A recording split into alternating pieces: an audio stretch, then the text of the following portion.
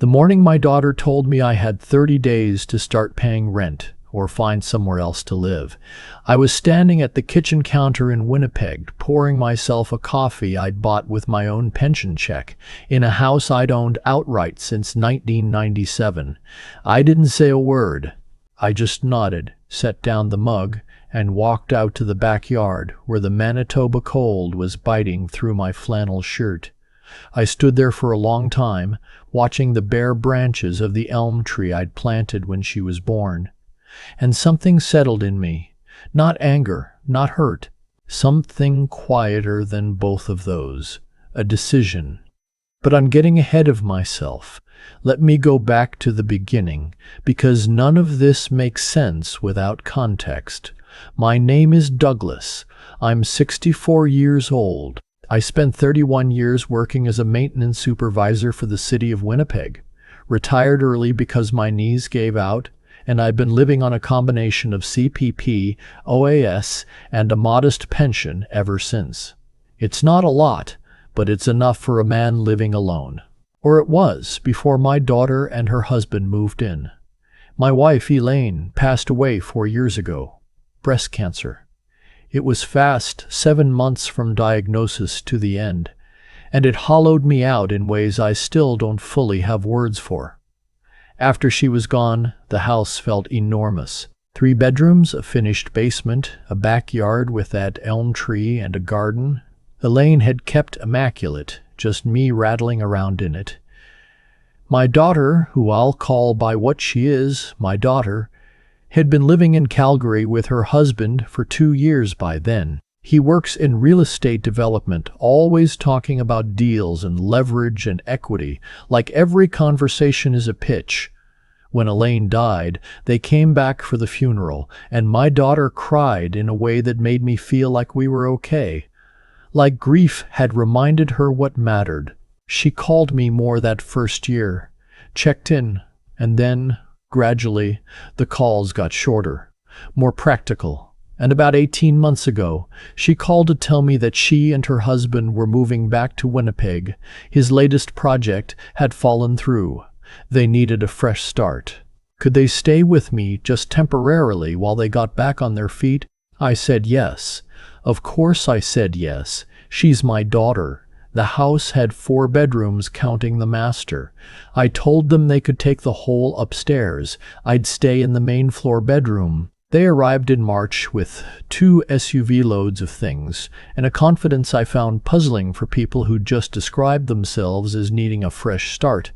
They redecorated the living room within the first week. New throw cushions, a rug that cost more than my monthly grocery bill. When I mentioned it gently, I thought, my daughter said they were just making it feel like home. I told myself that was fine. It was fine. The months went by. My son-in-law did some consulting work, nothing steady. My daughter picked up part-time hours at a spa in St. Vital. They drove 2 cars I didn't recognize. Leased, I later found out. They ate most of their dinners at home, which was also fine, except they had specific preferences about what was in the kitchen. And slowly, without any formal conversation about it, my eating habits adjusted to accommodate theirs. I kept paying the property taxes, the utilities, the internet they used for streaming and his video calls, the insurance on the house. All of it came out of my pension, as it always had. And then September came. My son-in-law was sitting at the kitchen table one evening, going over what I assumed were his business papers. My daughter was beside him. They had the look of people who'd rehearsed something. "Dad," my daughter said, "we've been thinking. We're not in a position to save anything right now, and we really need to start building some equity. We think it only makes sense for us to contribute to the household, and for that contribution to go toward something real." I waited. "We want to pay rent," she said. "To you. $400 a month. But we think, given what you're getting from the pension and everything, that you could help offset that. It would only be fair if you contributed the same amount back toward the groceries and the internet and the general costs of running the house." I sat with that for a moment. So they would pay me $400, and I would pay them $400, and the net flow of money would be exactly zero, but somehow this was meant to make everyone feel better about equity. "I'll think about it," I said. My son-in-law nodded like I'd said something reasonable. My daughter looked relieved. The conversation moved on to something else, and I sat there with my decaf, looking at the table, not trusting my own face. I did think about it. I thought about it for 3 weeks. And what I kept coming back to wasn't the money, $400, either way, wasn't going to change my life. It was the architecture of the thing, the way it had been presented as though the house was a shared resource, something we were all equally entitled to. The way my own home had been gradually reframed, in the language they used, in the assumptions underneath every conversation, as simply the place where we all happened to live. I hadn't corrected that reframing as it was happening. That was on me. I'd been too tired, too soft, too grateful for the company and an empty house, but I was paying attention now. I called my old friend Hector. We'd worked together at the city for 20 years, and his nephew was a real estate lawyer in the Exchange District. I asked if I could get a consultation, not because I needed legal advice exactly, more because I needed to hear someone else confirm what I already knew. The appointment was on a Thursday afternoon. I took the bus, which I prefer in winter anyway. The nephew's name was Adrian, mid-30s, sharp in a way that felt trustworthy rather than slick. I laid out the situation. He listened without interrupting. When I finished, he said, "You own this property outright? No mortgage, no liens?" "Not since 2003, I said. "And your name alone is on the title?" "My wife was on it with me until she passed. It transferred to me on her death. The paperwork was handled through a solicitor at the time." He nodded slowly. "Then I want to be clear about something, Mr. Douglas. They are guests in your home. Full stop. There is no legal ambiguity here." I knew that, I told him. What I wanted to know was about next steps, options, what I could do with the property, and what the process would look like. We talked for an hour. I left with a much clearer picture of things, and a card in my pocket, and something beginning to form in my chest that felt a lot like a plan. That weekend, my daughter sat me down again. Her husband was there too, arms crossed in a way that was probably meant to look casual. They'd had more time to rehearse. "Dad, we really need an answer on the rent situation. We're trying to make a budget, and it helps to know what we can count on." "I hear you," I said. "We feel like $400 each is more than fair. And honestly, if it's not workable for you, then maybe we need to have a harder conversation about what arrangement makes sense." "What does that mean?" I asked, quietly, genuinely curious. She took a breath. "It means that if you're not able to contribute to the household costs, maybe this living situation isn't sustainable. We might need to look at other options." "Pay the rent," her husband said, "or we'll need to find somewhere else. That's the reality." My daughter looked at him quickly, like he'd pushed the line faster than they'd planned. But she didn't contradict him, and she didn't look at me. I nodded. "I'll let you know," I said. They left the room like they'd won something.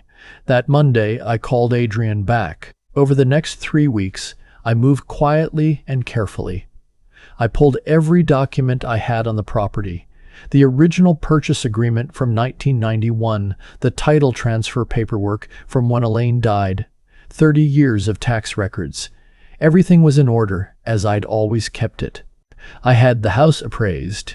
The appraiser was in and out in 45 minutes on the day when my daughter and her husband were both out. The house had appreciated considerably.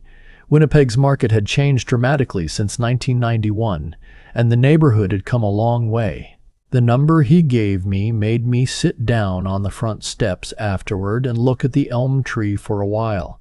I listed quietly through a brokerage Adrian recommended. No signs out front at first, just digital. I set a firm asking price and told the broker I wasn't interested in a circus, One round of serious offers. First serious buyer who could close in 60 days. The offer came in 11 days later. I accepted it on a Thursday evening, sitting at the kitchen table with my laptop, while downstairs my daughter and her husband were watching something loud on the television they'd brought from Calgary. The closing date was set for the second week of November. During those weeks, I was an excellent house guest. I was pleasant at breakfast. I fixed a leaking tap in the upstairs bathroom. I brought home a pie from the Tallgrass Prairie Bakery because my daughter had once mentioned it was her favorite. If she noticed anything different about me, she didn't say so. I had been speaking with a financial advisor, a woman named Carolyn at a firm on Portage Avenue that a colleague had recommended years ago, and I'd never needed until now. We talked about what I wanted the money to do. I told her I didn't need much. My pension and CPP covered my basic costs. The OAS helped. What I wanted was security I could feel, and then I wanted some of it to go somewhere useful. We set up a RRIF to manage the larger sum. We also structured a charitable remainder trust with the Winnipeg Foundation, an organization Elaine had donated to for years, supporting inner-city youth programs she cared about. The contribution I made in her name was the thing that made me cry in Carolyn's office, quietly, while she pretended to look at her monitor. She asked where I planned to live. I told her I'd already put first and last on a 2-bedroom apartment in Osborne Village. Ground floor, good light, walking distance to the river. Available November 1st, which was 2 weeks before the house closed, plenty of time to overlap. I packed carefully. I took only what was mine.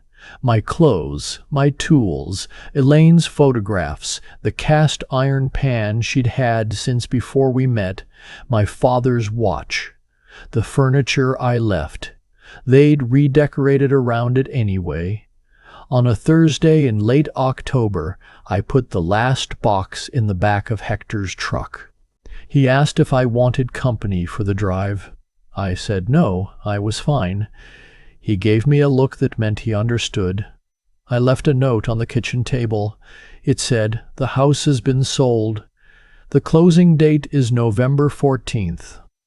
You'll be receiving formal notice from the purchaser's solicitor within the week. I've arranged for a storage unit, the address is below, where any personal items left after November 10th will be moved. I wish you well. I did not sign it with love. I signed it with my name. I'd like to tell you I didn't think about the moment they came home to that note. But I did think about it. I'm not a saint. I was unpacking in Osborne Village, putting Elaine's photographs on the windowsill, when my phone rang. My daughter's number. I let it ring. She called again. I let it ring again. The third call, I answered. "What did you do?" Her voice was high and strange, like she'd been crying but hadn't let herself start yet. "I sold the house," I said. "My house. Dad, you can't just, we live there. Where are we supposed to go?" "I don't know," I said honestly, "but that's been true for me for some time, and I managed to figure it out. This is insane. This is cruel. You didn't say anything. You told me to pay rent or get out," I said. "I left." Silence on the line. Long enough that I could hear her breathing. "We need more time," she finally said. "Quiet now. The solicitor's letter will have the timeline. There's storage arranged for your things. I've handled everything I'm responsible for." "Dad, I love you," I said. "I mean that. But I'm not going to talk about the house anymore." She didn't know what to do with that. We stayed on the line for another few seconds, and then she hung up. I stood at the window in my new apartment and looked out at the street. A couple was walking a dog in the November cold, scarves wrapped up to their ears. A kid on a bike was cutting through the park across the street, standing up on the pedals for the small hill. The lease on this apartment had my name on it, and only my name. The financial structure Carolyn had built for me was solid and quiet and mine. The contribution to the Winnipeg Foundation was already being processed. The acknowledgement letter would list Elaine's name alongside mine. Programs for kids who needed somewhere warm to go after school. I thought about her then, not with the grinding grief of the first year, but with something warmer. I thought about how she used to say that a home was only a home if it was freely given, never extracted. That if you had to demand warmth from someone, you'd already lost it. She'd been right about most things. My son-in-law called twice that evening. I didn't answer. He sent a text that I read and put down without responding to. It said, among other things, that I would regret this, that families didn't do this to each other, that I'd be alone. I looked around the apartment. 2 bedrooms, one for sleeping, one for the books I'd had in storage since Elaine died because there'd been nowhere to put them. A small kitchen with a gas range I'd already made, 1 cup of tea on. The living room with enough space for my chair and a couch, and light coming through the west-facing windows in the afternoon. Alone. I made another cup of tea. I sat in my chair.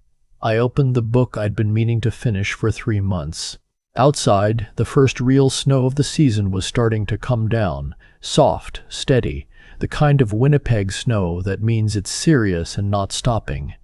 The elm tree in the old backyard was going to be buried under it by morning. I turned the page. I keep coming back to that elm tree. I planted it the year my daughter was born, in the backyard of a house I'd paid for with 30 years of early mornings and sore knees and a pension I never took for granted. And I left it there. Didn't try to take it with me. Didn't mourn it. Just let it belong to whoever came next. I think that's when I knew I'd actually moved on. Not when I signed the sale documents. Not when I put the last box in Hector's truck. But when I stopped feeling like I'd lost something. Because what I'd lost was never really mine to begin with. A house is just walls. What I'd been trying to hold on to was the idea that love doesn't need to be earned back once you've given it. I know better now. Here's what I've learned about how life tends to settle its own accounts. And it has nothing to do with luck or fate or anything I'd call spiritual. It's simpler than that. When you build a life honestly, when you pay what you owe, keep your word, treat people with basic decency, you accumulate a kind of quiet authority, not power over anyone, just the ability to act from a place of clarity when it matters. My daughter and her husband operated from a position of assumption. They assumed I was too soft, too lonely, too grateful for company to ever draw a line. And for a while, they weren't wrong. But assumptions are fragile when they're not built on anything real. What changed things wasn't anger. I want to be clear about that. I was never operating from a place of wanting to punish anyone. What shifted was something more internal, a moment where I looked at the situation clearly and understood that dignity isn't something other people give you. It's something you either maintain for yourself or you don't. I'd been slowly letting mine erode, one small accommodation at a time, telling myself it was kindness. It wasn't. It was avoidance. There's a difference. I also think there's something to be said for not acting impulsively. I sat with that situation for weeks before I called Adrian. I made sure I understood what I actually had before I decided what to do with it. That patience, thinking carefully before moving, gathering information, not letting embarrassment or pride rush me into something poorly considered, that saved me from making a mess of it. A man who acts in a rage makes enemies and regrets. A man who acts with a clear head makes a future. And then there's the question of what I did with the proceeds. People might hear that I contributed a significant amount to a charitable trust and think I was being reckless or noble in a showy way. It wasn't either of those things. Elaine had cared about those programs. Kids who needed a warm place after school, in a city where winter is not optional. Putting her name on that contribution felt like completing something, like keeping a promise I'd made without ever saying it out loud. I'm not living large in Osborne Village. I'm living carefully, comfortably, on my own terms. Some evenings I sit in my chair with a book and the snow coming down outside, and I feel something I haven't felt in a long time. Not happy exactly. Settled. Like I took up the right amount of space and no more. That's enough. It turns out it always was.